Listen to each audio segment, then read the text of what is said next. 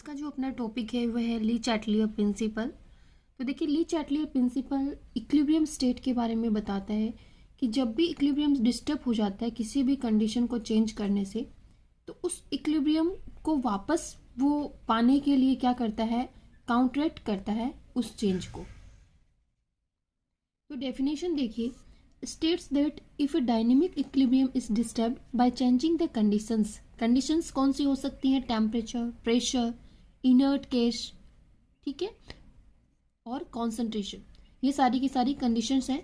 The equilibrium shift in the direction that counteract the change, उस direction के अंदर जाएगा जहां पे क्या हो, उस चेंज को काउंटरैक्ट किया जा सके, अंडू किया जा सके।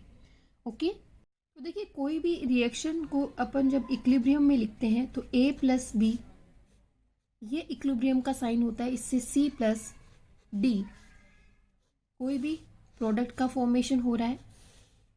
ओके, तो जो सिस्टम की जो इक्विलिब्रियम स्टेट होती है वो मोस्ट स्टेबल स्टेट होती है, मोस्ट स्टेबल स्टेट। ओके, जब भी आप इसके अंदर कुछ भी चेंजेस करोगे इस सिस्टम के अंदर तो क्या होगा, उसमें कुछ चेंज होगा और वो अनस्टेबल हो जाएगा। उस अनस्टेबल को वापस स्टेबल करने के लिए वो क्या करता है, इक्विलिब्रियम वापस गेन करता है। ओके, ली चैटलियर प्रिंसिपल की सेकंड डेफिनेशन देखिए। डेफिनेशन का मीनिंग सेम है, बस वर्डिंग्स अलग अलग है। ओके, तो देखिए, when a simple system in thermodynamic equilibrium subjected to change, ठीक है, कोई भी सिस्टम है जिसके अंदर क्या किया जा रहा है, चेंज किया, कॉन्सेंट्रेशन, टेम्परेचर, प्रेशर या वॉल्यूम और इनर्ट गैसेस डाल के, ठीक है, तो वो जो सिस्टम है वो क्या करता है कि एक नया इक्विलिब्रियम अटेन कर लेता है, जिससे कि जो भी चेंज हुआ है उसको क्या किया जा सके, काउंटरैक्ट किया जा सके। ओके, जो फर्स्ट जो पहले इक्विलिब्रियम में था जो सिस्टम, वो भी स्टेबल था, लेकिन उसके बाद में चेंज कर दिया तो वो थोड़ा लेस स्टेबल हो गया, इसलिए स्टेबल होने के लिए वो एक न्यू इक्विलिब्रियम अटेन करता है। ओके, जैसे अपने घर पे कोई मेहमान आते हैं तो वो एक दिन के लिए रुकते हैं, तो वो एक अपने अंदर क्या हो जाता है, चेंजेस हो जाता है, अपनी फैमिली के अंदर चेंजेस हो जाते हैं। तो क्या होता है कि जैसे ही आप एक दो दिन वो रुकेंगे तो आप उसके अकॉर्डिंग क्या हो जाएगा, इक्विलिब्रियम या अपने अंदर जो है चेंजेस आ जाएंगे। ठीक है, तो अपन एक स्टेबल कंडीशन के अंदर आ जाएंगे कि हाँ ये काम करना है और इतना करना है। ओके, तो ये सेम ही प्रोसेस है इसका भी, ली चैटलियर प्रिंसिपल का। Effect of change in concentration, concentration का इफेक्ट आपको देखना है कि इक्विलिब्रियम पे क्या इफेक्ट पड़ेगा। ठीक है, तो कोई भी रिएक्शन जब इक्विलिब्रियम में होती है तो रिएक्टेंट इक्विलिब्रियम में किसके होते हैं, प्रोडक्ट के। ठीक है, तो अब इसमें देखिए आप, एक बार तो क्या करेंगे अपन, रिएक्टेंट की कॉन्सेंट्रेशन इंक्रीज करके देखेंगे, एक बार अपन प्रोडक्ट की कॉन्सेंट्रेशन इंक्रीज करके देखेंगे। ठीक है, तो रिएक्टेंट की कॉन्सेंट्रेशन के अंदर देखिए, यदि आप रिएक्टेंट की कॉन्सेंट्रेशन को इंक्रीज करते हो, ठीक है, कॉन्सेंट्रेशन को क्या कर रहे हो, इंक्रीज कर रहे हो, तो इक्विलिब्रियम फॉरवर्ड डायरेक्शन के अंदर शिफ्ट हो जाता है। क्यों? क्योंकि जैसे जैसे आप रिएक्टेंट की कॉन्सेंट्रेशन इंक्रीज करोगे, मीन्स रिएक्टेंट इंक्रीज हो रहे हैं। ठीक है, तो रिएक्टेंट इंक्रीज होते जाएंगे तो मान लीजिए प्रोडक्ट बन नहीं रहे तो वो तो इक्विलिब्रियम होगा ही नहीं उसमें। ठीक है, तो रिएक्टेंट की कॉन्सेंट्रेशन इंक्रीज करोगे, जितने रिएक्टेंट बढ़ रहे हैं उतने ही उसमें क्या बन जाएंगे, प्रोडक्ट बन जाएंगे, और दोनों एक नया इक्विलिब्रियम अटेन कर लेंगे, जिससे उनकी स्टेबिलिटी क्या हो जाएगी, उस सिस्टम की इंक्रीज हो जाएगी। ओके, जैसे अपन एग्जाम्पल लेके देखते हैं कि जैसे H2 प्लस I2, ये कोई रिएक्शन हो रही है जिससे बन रहा है HI। ओके, तो इसमें देखिए, यदि मुझे H2 की कॉन्सेंट्रेशन इंक्रीज करूंगी, इसकी कॉन्सेंट्रेशन क्या कर रही हूँ मैं, इंक्रीज कर रही हूँ, तो जैसे जैसे H2 की कॉन्सेंट्रेशन इंक्रीज करूंगी, ठीक है, उस टाइम पे क्या होगा कि उसका इक्विलिब्रियम क्या हो जाएगा, डिस्टर्ब हो जाएगा, इक्विलिब्रियम डिस्टर्ब। ओके, तो उस इक्विलिब्रियम डिस्टर्ब हो जाएगा तो ये रिएक्शन है थोड़ी सी अनस्टेबल हो जाएगी, जो सिस्टम है वो थोड़ा सा अनस्टेबल हो जाएगा। अब उस सिस्टम को स्टेबल होने के लिए एक नया इक्विलिब्रियम अटेन करना पड़ेगा। कब अटेन हो सकता है, जब ये रिएक्शन क्या हो, फॉरवर्ड डायरेक्शन के अंदर जाए। ठीक है, जब फॉरवर्ड डायरेक्शन के अंदर ये रिएक्शन जाएगी, इट मीन्स यहाँ पे जो HI का प्रोडक्शन क्या होगा, इंक्रीज हो जाएगा। ठीक है। जैसे जैसे HI का प्रोडक्शन इंक्रीज होता जाएगा वैसे वैसे जो अपन ने H2 की कॉन्सेंट्रेशन इसमें ज़्यादा करी थी वो उसका क्या होता जाएगा, कंजप्शन होता जाएगा। इस तरीके से क्या होंगे, रिएक्टेंट और प्रोडक्ट दोनों का बैलेंस बना रहेगा और एक नया इक्विलिब्रियम प्राप्त करके ये सिस्टम क्या हो जाएगा, स्टेबल। ओके, नेक्स्ट है अपना प्रोडक्ट की कॉन्सेंट्रेशन इंक्रीज करना। ठीक है, प्रोडक्ट की कॉन्सेंट्रेशन यदि अपन इंक्रीज करते हैं, इंक्रीजेस, देन जो इक्विलिब्रियम शिफ्ट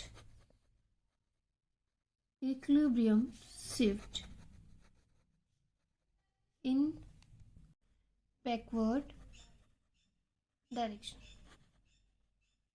ठीक है, इट मीन्स जैसे जैसे आप प्रोडक्ट की कॉन्सेंट्रेशन इंक्रीज करोगे, देखिए ये रिएक्टेंट है इधर और ये इक्विलिब्रियम में है विथ प्रोडक्ट के साथ में, तो जैसे जैसे आप इसकी कॉन्सेंट्रेशन इंक्रीज करोगे तो सिस्टम क्या होता जाएगा, अनस्टेबल। तो इस सिस्टम को स्टेबल होने के लिए इक्विलिब्रियम अटेन करना पड़ेगा और वो इक्विलिब्रियम कब अटेन हो सकता है, जब इसका कंजप्शन हो। मीन्स अपन इंक्रीज कर रहे हैं तो उसका अपोजिट क्या होता है, कंजप्शन।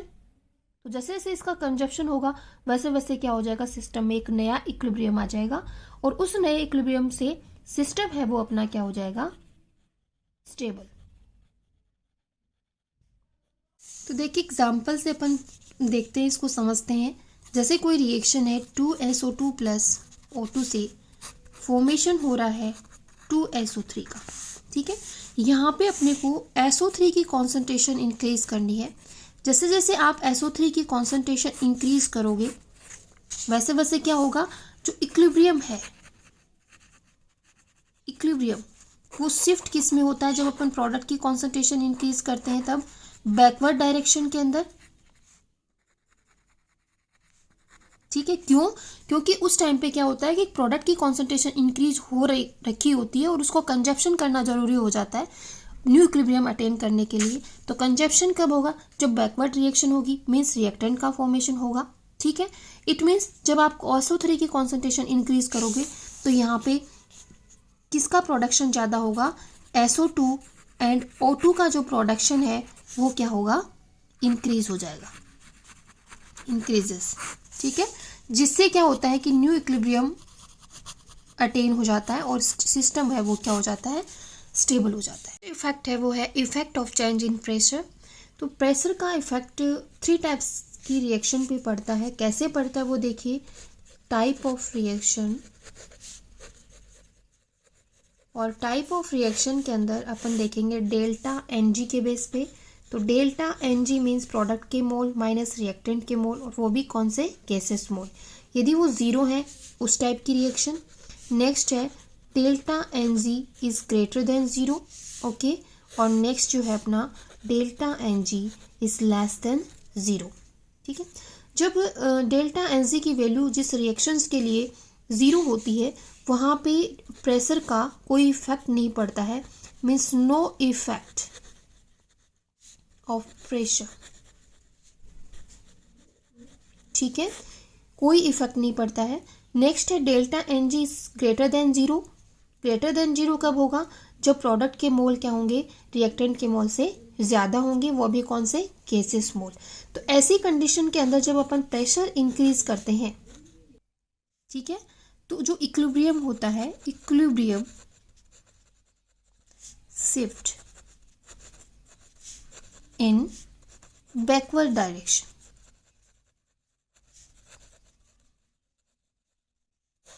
ठीक है, मीन्स जैसे जैसे आप प्रेशर इंक्रीज करोगे तो न्यू इक्विलिब्रियम कब अटेन होगा, जब आप उस रिएक्शन के अंदर बैकवर्ड डायरेक्शन के अंदर जाओगे। इट मीन्स वहाँ पे रिएक्टेंट ज़्यादा बनेंगे। ठीक है, जैसे एग्जांपल है PCl5 से बन रहा है PCl3 प्लस Cl2, और ये सारे क्या हैं, गैसियस प्रोडक्ट हैं और ये गैसियस रिएक्टेंट है।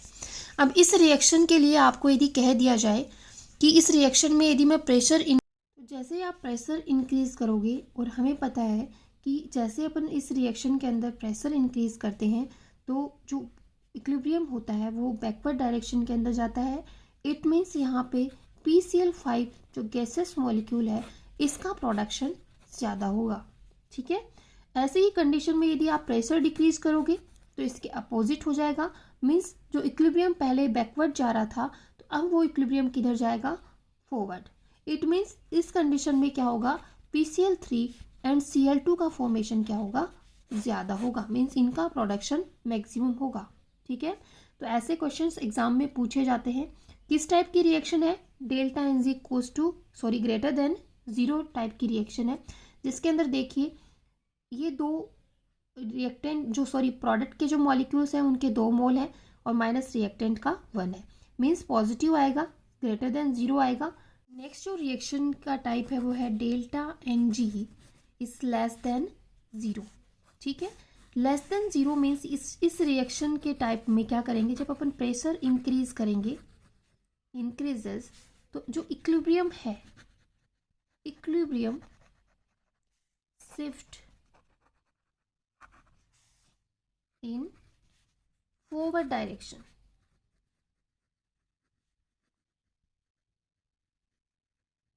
ठीक है, इक्विलिब्रियम किधर शिफ्ट हो जाता है, फॉरवर्ड डायरेक्शन के अंदर शिफ्ट हो जाता है। इट मीन्स जैसे जैसे आप प्रेशर इंक्रीज करोगे तो वहाँ पे प्रोडक्ट का फॉर्मेशन ज़्यादा होगा।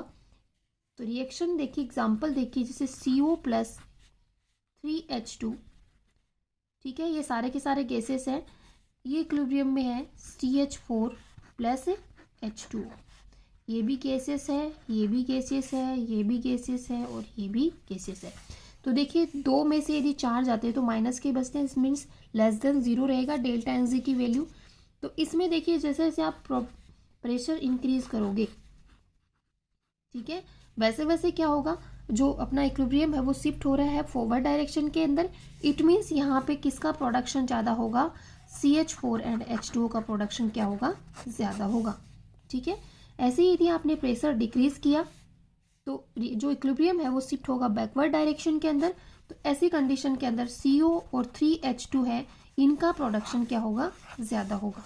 ठीक है, तो इजी सा है, कॉन्सेप्ट है प्रेशर चेंज का, तो आप अच्छे से इसको समझ सकते हैं।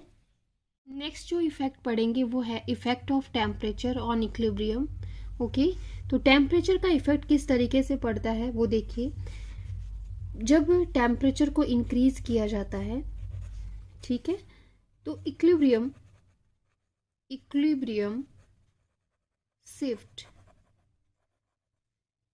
in that direction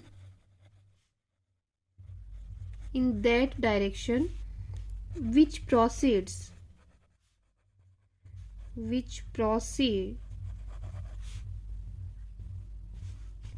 addition of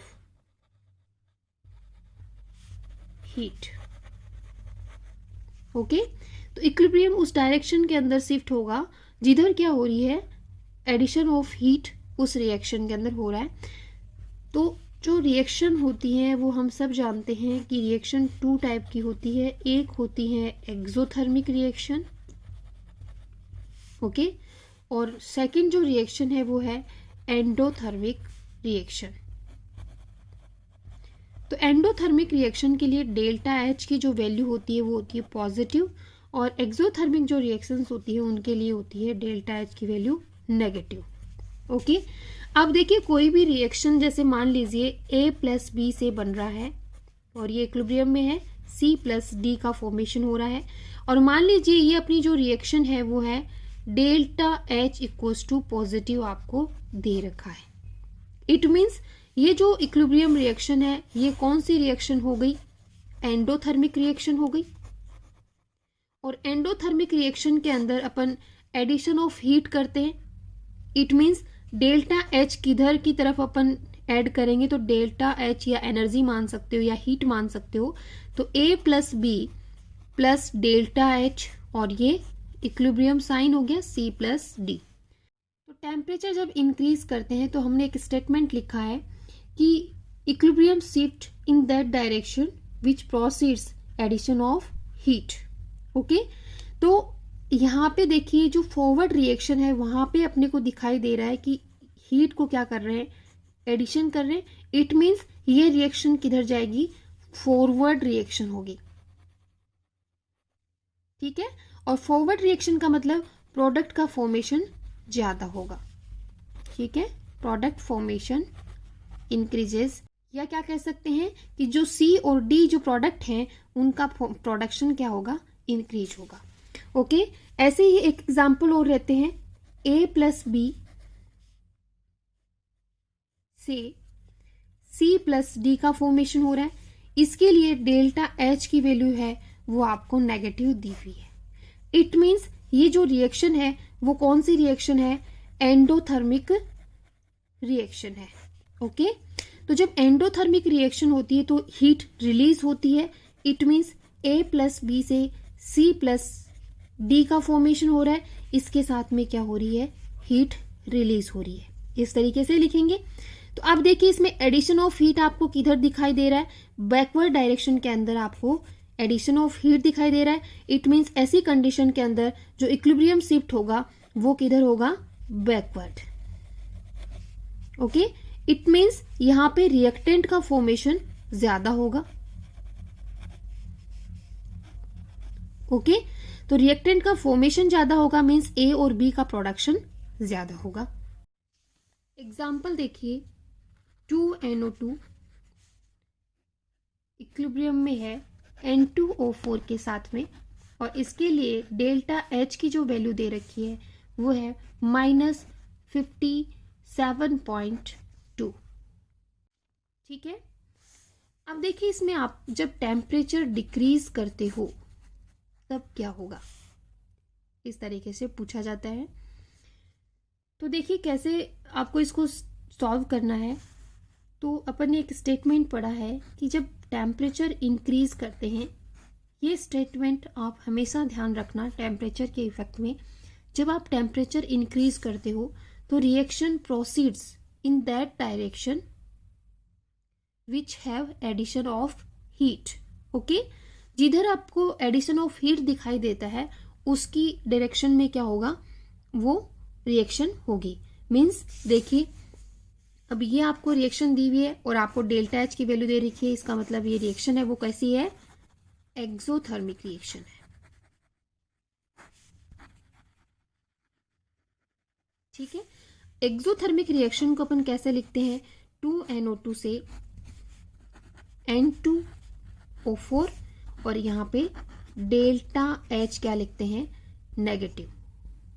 ठीक है, नेगेटिव है मीन्स आप प्रोडक्ट साइड में क्या लिखोगे, डेल्टा H की वैल्यू लिखोगे। क्यों, क्योंकि यहाँ पे हीट क्या हो रही है, रिलीज हो रही है।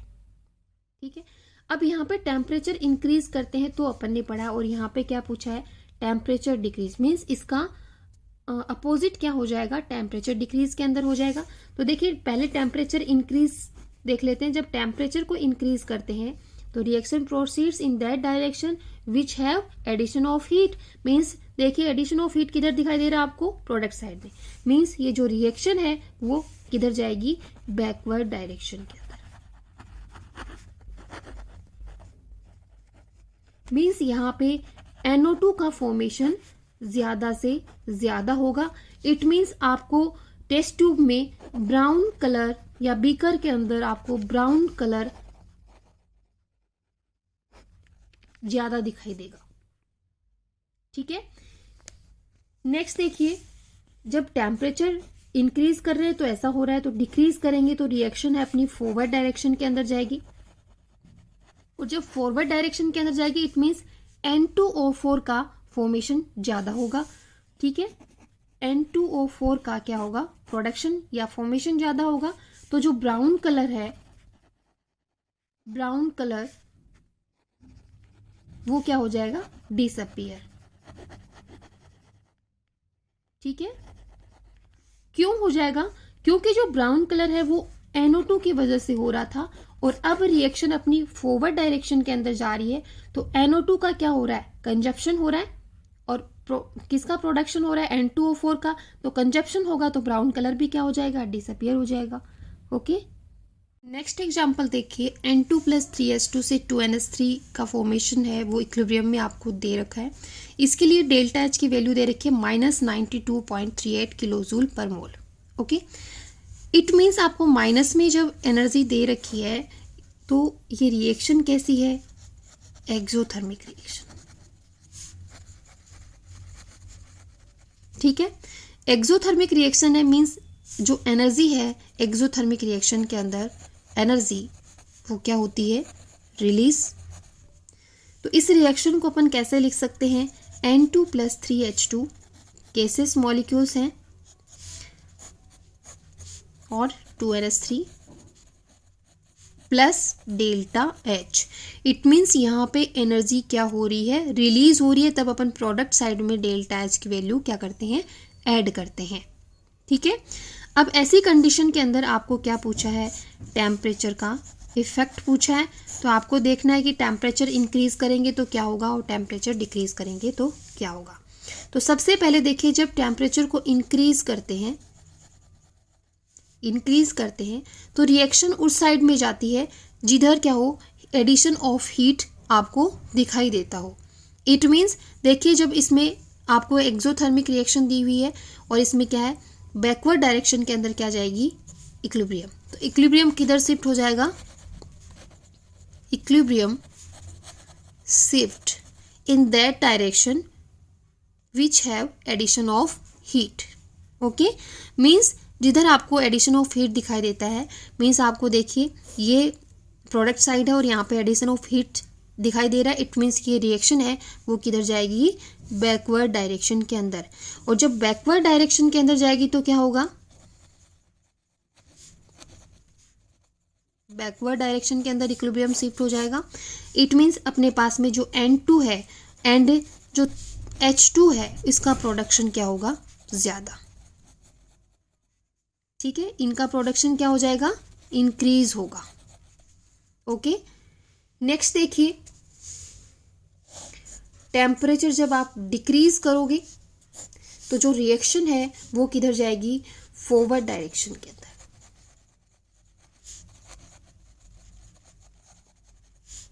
ठीक है, किधर जाएगी, फॉरवर्ड डायरेक्शन के अंदर। इट मीन्स यहां पे किसका फॉर्मेशन ज्यादा होगा, अमोनिया का प्रोडक्शन, अमोनिया प्रोडक्शन इंक्रीज होगा। ठीक है, जब रिएक्शन बैकवर्ड डायरेक्शन के अंदर जाती है तो वहां पे N2 और H2 का प्रोडक्शन ज़्यादा होता है, और फॉरवर्ड के अंदर जाती है तो देखिए फॉरवर्ड के अंदर अमोनिया का फॉर्मेशन ज़्यादा हो रहा है। ओके, तो एट लो टेम्परेचर पर क्या होता है, जो रिएक्शन होती है वो वेरी स्लो हो जाती है, इसलिए वहां पे क्या करते हैं अपन, कैटलिस्ट का यूज करते हैं। ठीक है, नेक्स्ट इफेक्ट है इफेक्ट ऑफ इनर्ट गैस। तो इफेक्ट ऑफ इनर्ट गैस के अंदर एक कांस्टेंट वॉल्यूम पे पढ़ते हैं और एक कांस्टेंट प्रेशर पे पढ़ते हैं। ठीक है, तो constant volume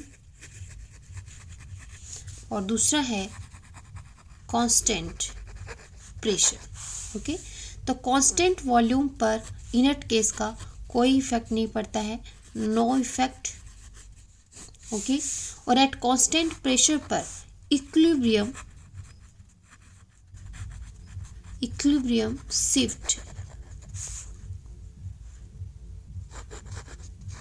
in that direction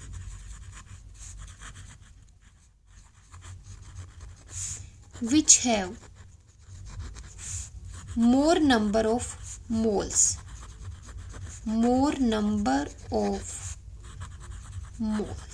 okay. जैसे मान लीजिए PCl5 से PCl3 और Cl2 का फॉर्मेशन हो रहा है।